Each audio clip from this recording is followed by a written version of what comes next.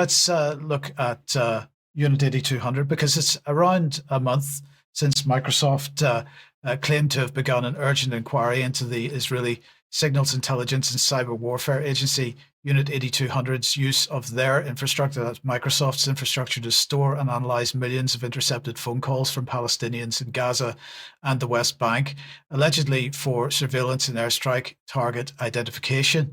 And of course, this is an impossible violation of Microsoft terms of service, never mind the complicity in the genocide issue.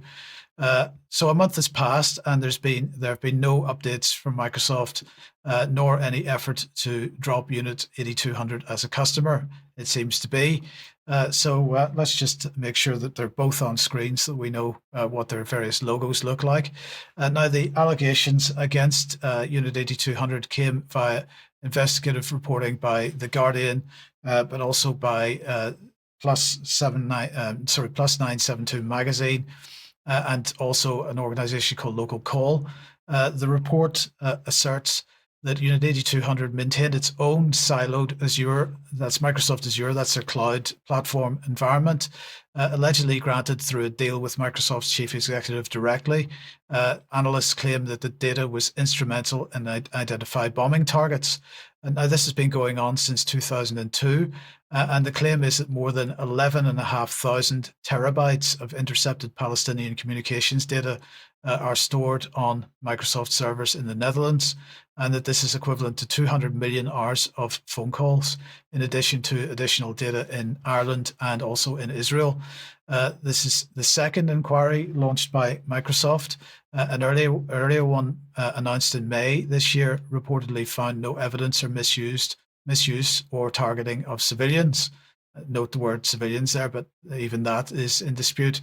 So Microsoft claims in its statement that the CEO and other executives were unaware of the nature of the data being stored, although documents suggest a 2021 meeting between the chief executive and Unit 8200's commander, Yossi Sariel, where plans to move up to 70% of intelligence data onto, so that's the Unit 8200's intelligence data, onto Azure, were discussed, according to these various reports.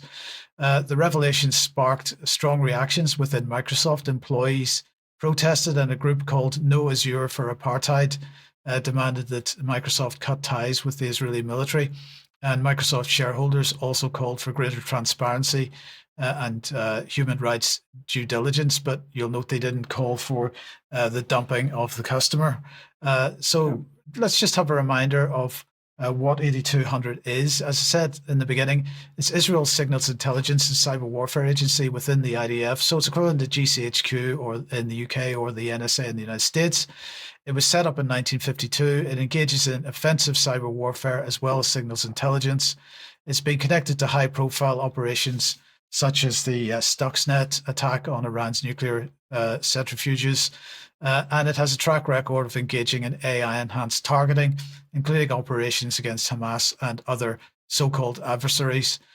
We might read that as civilians, particularly under the leadership of Yossi Sariel that we've just mentioned.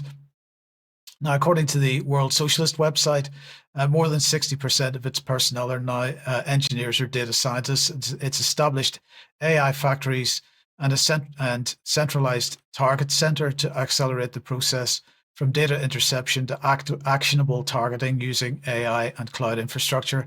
And so, I'm going to just put in here, isn't any surprise that both the UK and the United States are working as fast as they can to catch up because they want this as well. Now, this latest situation is only scratching the surface of what they've been up to, of course, because they've cultivated what is being described as a flourishing alumni network. 8200 veterans have founded or lead, and we've talked about this many times, they've founded or lead prominent cyber and tech startups like, for example, Checkpoint, Blackcube, Carbine, Canderu, Palo Alto Networks. Other former staff have moved into influential roles in tech firms like Google, Microsoft, Apple, Meta, Amazon, OpenAI, NVIDIA, and Israeli surveillance companies. Again, many of them founded by Unit 8200 veterans, export offensive cyber tools worldwide.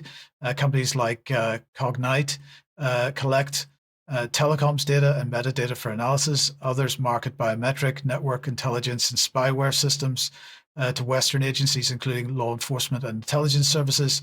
And as I was reporting on Friday last week, immigration agents in the United States will once again have access to what was described as one of the most sophisticated hacking tools after the Trump regime's decision, to renew a contract with Paragon Solutions, who produce spyware product called Graphite. This organization is embedded directly into the heart of everything that we do on the internet. It is absolutely using its technology to target Palestinians, and of course, hosting that on companies that Western individuals are funding often. So, Yeah. I think we need to be reconsidering where we're putting our money. Indeed. Yeah. Where does that take us? Back to Vanessa, I believe.